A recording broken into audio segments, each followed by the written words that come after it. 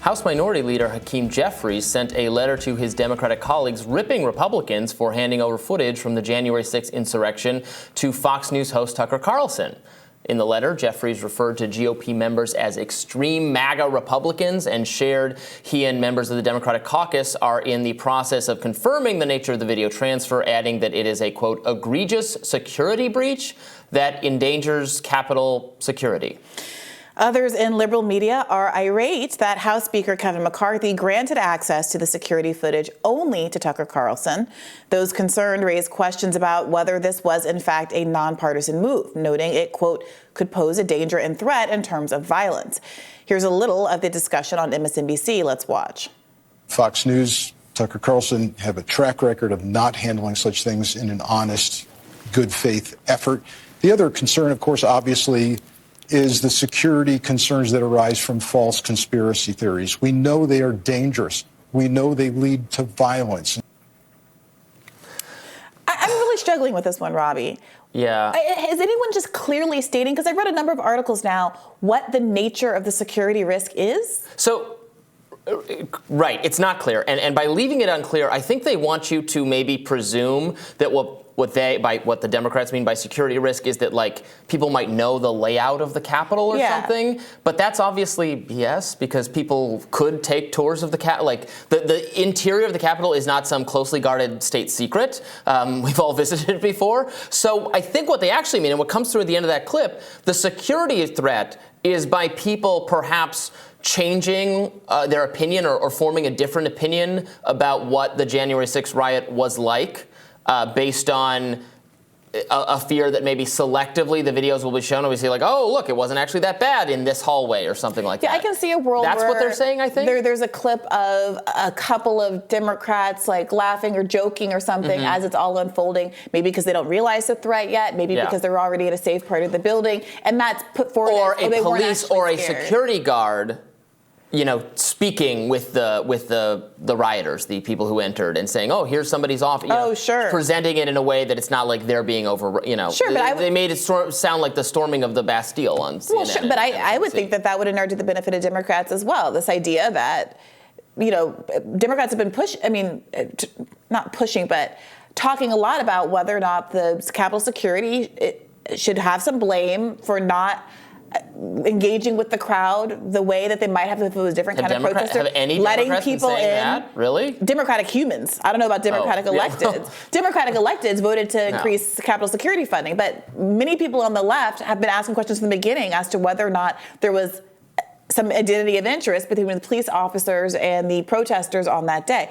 So here's what Jamie Raskin says. He says, there's thousands of hours of footage that are out there already, but the reason all of it wasn't released is precisely because it lays out floor design. It lays out evacuation So he's routes. making the floor design argument. It lays out where the vice president went. It lays out where the senior members of Congress were evacuated and so on. So I hope Kevin McCarthy has planned for that.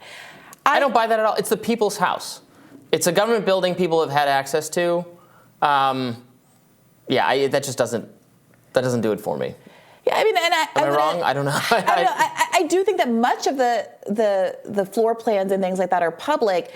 You know, I guess it is not public. If there's a panic room they don't want to tell us about, fine. Yeah, I guess it's not public where they go within that public building when there is an emergency, and I can appreciate why that would be a problem.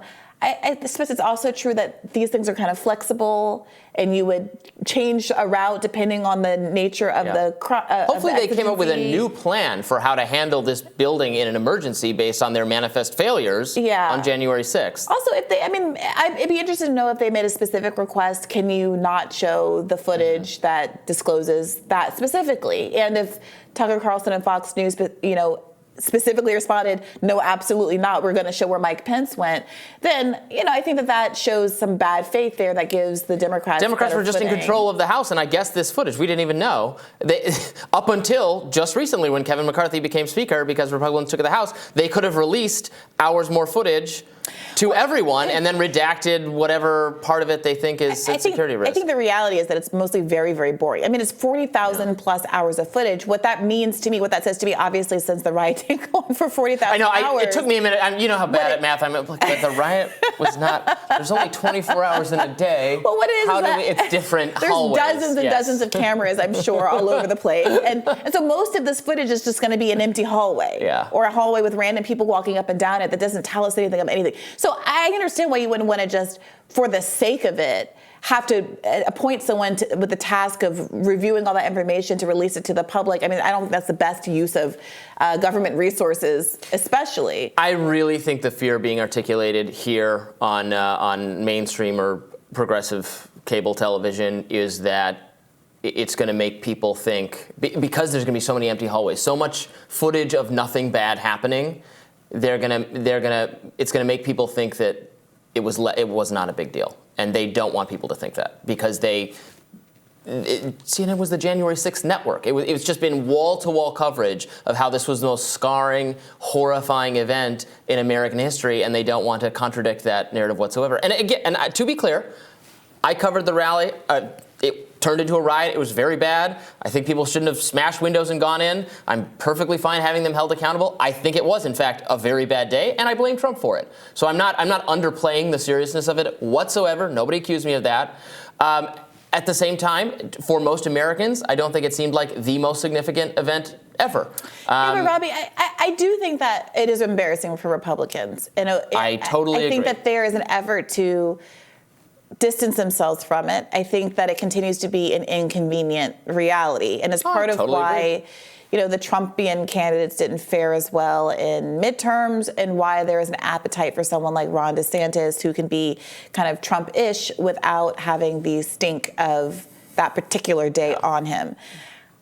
Who's not in the Capitol urinating on Nancy Pelosi's desk on the day of January 6th. Well, neither was Trump, in all fairness. But I do, look, I can imagine a world where they try to use the footage to dispute specific accounts.